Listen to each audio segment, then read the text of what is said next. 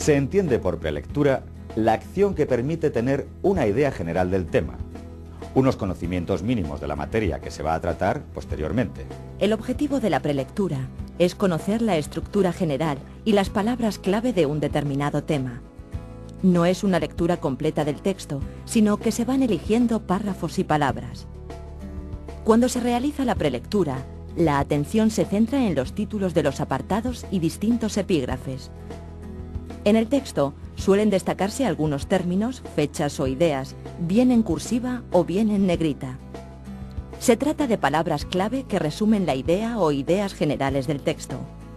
Cuando no vienen resaltadas, es el estudiante quien a partir de una lectura más reflexiva tiene que descubrirlas. Tras la prelectura, se adquiere una visión de conjunto del tema que permitirá al estudiante entender mejor la exposición y relacionar los conocimientos aportados en clase.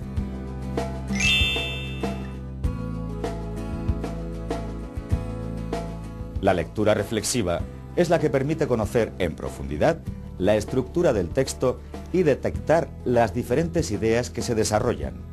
Este tipo de lectura requiere una mayor concentración y a partir de ella se conocen la idea principal, es decir, lo más importante del escrito alrededor de la cual gira el resto de la información, las ideas secundarias que están subordinadas a la principal y los detalles, es decir, el conjunto de la información referido a nombres, fechas, lugares o ejemplos.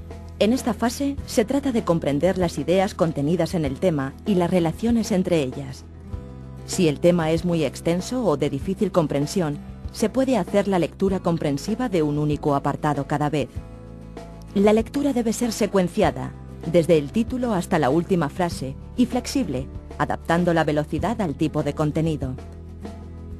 Durante la lectura, se deben ir anotando todas las palabras o signos desconocidos para buscar su significado en diccionarios, enciclopedias o apuntes de clase. Tras la lectura se podrán reconocer los conceptos más importantes, la terminología utilizada y el significado de la misma.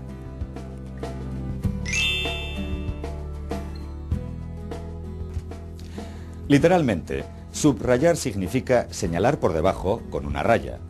De una forma más amplia, podemos decir que subrayar es utilizar un código personal de señales y símbolos a fin de destacar los aspectos más importantes de un texto.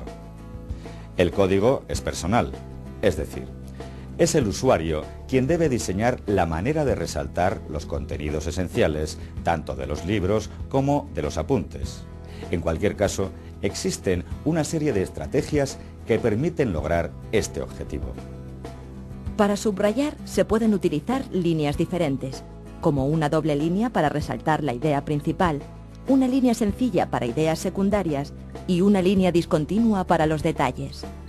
También se pueden usar colores diferentes para cada una de las categorías. Las ideas principales pueden destacarse en color rojo, las secundarias en azul y los detalles en verde, por ejemplo. Con distintos tipos de señales se pueden enmarcar o redondear datos importantes como fechas, periodos, fórmulas. Las flechas nos ayudan a enlazar y conectar datos, ideas y párrafos que tienen algún tipo de relación. Otros signos pueden ser los corchetes, que indican que falta alguna información, o las llamadas de atención como signos de admiración o interrogación que permiten resaltar aquellos aspectos más curiosos.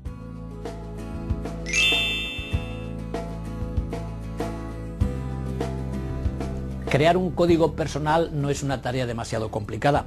Una cuestión que sí plantea más dificultades es saber cuánto hay que subrayar. Se debe subrayar la información relevante y para conocerla, antes de hacer marcas en el texto, es necesaria una lectura atenta y reflexiva del mismo. Para que la lectura sea comprensiva, hay que analizar el texto con cierto detalle para obtener una comprensión profunda. Tras esta lectura, se pueden detectar las ideas principales, las secundarias y los detalles. Si en el texto aparecen ideas o conceptos desconocidos o poco explicados, es necesario consultar otras obras para aclarar las dudas y conocerlos mejor. Una vez realizada la lectura, se puede empezar a subrayar teniendo en cuenta ciertas normas. No se subrayan renglones o párrafos completos, sino palabras clave que son las que transmiten la información.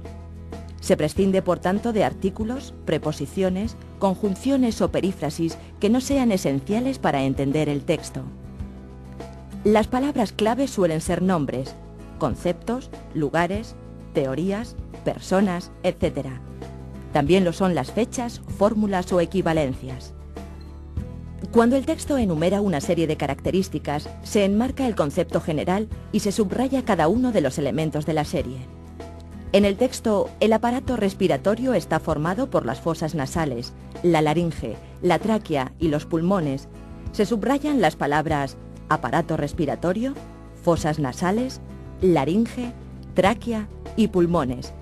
Para resaltar el concepto general, se puede utilizar un recuadro.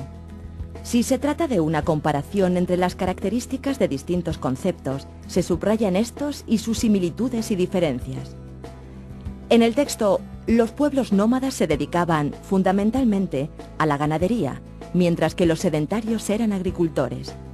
Se resaltan con recuadros los conceptos nómadas y sedentarios, y se subrayan las palabras ganadería y agricultura, una de las características que les hace diferentes. Para establecer conexiones entre el concepto y su cualidad, se pueden utilizar flechas. Se subrayan las definiciones de los conceptos principales y algunos de sus ejemplos.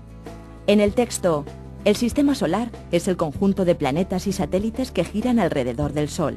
La Tierra y la Luna forman parte de este sistema. Se subraya el concepto y su definición, y las palabras Tierra y Luna, que son algunos ejemplos de sus componentes. Cuando se plantea una cuestión y varias de sus respuestas, se subraya la pregunta y los diferentes planteamientos que surgen tras ella. En el texto, ante la cuestión de qué pasó con los dinosaurios, algunos creen que desaparecieron por los cambios climáticos y otros que como consecuencia de una lluvia de meteoritos. Se subraya la pregunta resumida en las palabras ¿qué pasó? Y dinosaurios, y después las respuestas que se recogen en las palabras cambios climáticos y lluvia de meteoritos. Para indicar que son dos respuestas diferentes, se pueden utilizar números. Cuando se explica un suceso atendiendo a sus causas y sus efectos, se subrayan ambos componentes. En el texto, si calentamos el agua a una temperatura de 100 grados centígrados, ésta se evapora. Se subrayan las palabras calentamos, agua, temperatura y 100 grados, que son la causa, y la palabra evapora, que indica la consecuencia. Para establecer esta relación causal podemos utilizar una flecha. En todos los casos, el subrayado puede ir acompañado de anotaciones al margen que ayuden a clarificar o a organizar los diferentes contenidos.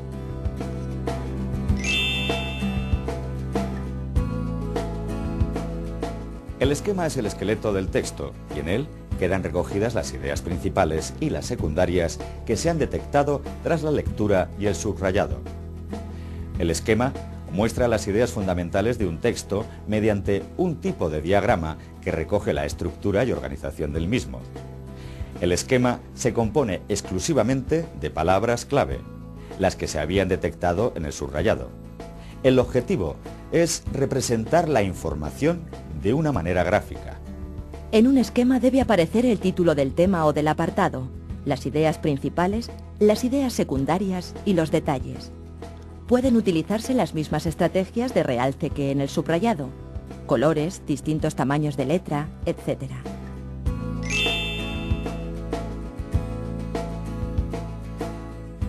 Hay varios tipos de esquema, aunque los más utilizados son el esquema de llaves, el esquema de árbol y el esquema numérico. También se puede organizar la información en un cuadro sinóptico y en un organigrama. El esquema de llaves es el más gráfico de los mencionados. Con una simple mirada se visualizan las ideas principales del texto. Para llevarlo a cabo, es necesario detectar las ideas principales recogidas en un determinado epígrafe. Desde el título del apartado, se abre una llave que recoge esas ideas principales, y tras cada una de ellas, se abren nuevas llaves que recogen las ideas secundarias con las que están relacionadas. Nuevamente, si es necesario, se abren otras llaves para especificar e incluir otros contenidos. El esquema de árbol sigue la misma estructura que el anterior, pero en lugar de llaves se utilizan flechas que se van abriendo a modo de ramas de un árbol. Encabezando el esquema, se coloca el título del tema o apartado. Después, se abren ramas al final de las cuales aparecen las ideas principales. Nuevas ramas pueden surgir para especificar las ideas secundarias y así sucesivamente. El esquema numérico sigue el mismo proceso para ordenar el texto, aunque en este caso se utilizan números para ordenar las ideas. Así, por ejemplo, el apartado es 1. Las ideas principales son 1.1, 1.2. Las ideas secundarias llevarán la misma numeración que las principales de las que proceden, y además un nuevo número. Si estamos en la idea 1.2, las ideas secundarias serán 1.21, 1.22. Se utiliza el mismo procedimiento en el caso de que hubiera detalles u otras ideas dentro de una secundaria. La forma de representar la información es menos gráfica y se suele utilizar en tareas más formales, trabajos escritos, fundamentalmente. El cuadro sinóptico es una técnica de síntesis muy útil cuando en el estudio de un tema es necesario comparar varios conceptos. Proporciona una visión global de todo el tema y permite ver la relación existente entre las ideas. Para elaborar un cuadro sinóptico se confecciona una tabla de doble entrada. En los encabezamientos de las filas se sitúan las ideas fundamentales del tema. En los encabezamientos de las columnas se ponen los criterios de comparación. En las casillas que resulten de la intersección se colocan las ideas que resultan del análisis comparativo. El organigrama permite organizar la información de manera muy gráfica y suele utilizarse para explicar procesos, genealogías u organizaciones. Los conceptos se unen mediante flechas que describen los diferentes tipos de relaciones.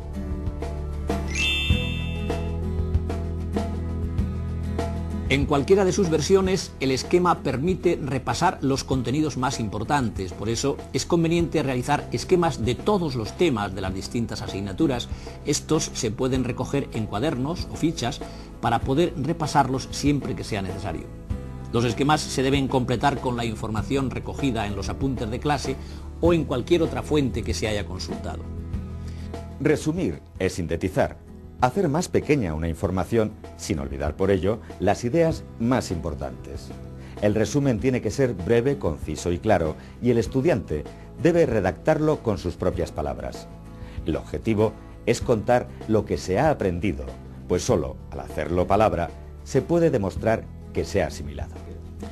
Normalmente en un examen el profesor no va a pedir el esquema de una pregunta, tampoco en una conversación se utiliza el esquema para comunicarse, sino que se emplea un discurso, una sucesión de ideas enlazadas de forma adecuada. Pero en ambos casos se parte de un esquema, es decir, de una representación mental de lo que se quiere decir. El esquema, por tanto, permite establecer un hilo conductor entre las ideas, seguir un orden. El resumen se obtiene al añadir otras palabras que den sentido y relacionen las ideas recogidas en el esquema.